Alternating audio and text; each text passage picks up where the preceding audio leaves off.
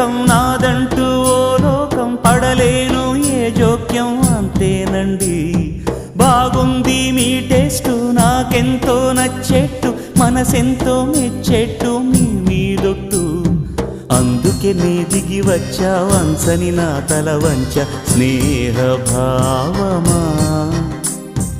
అందుకే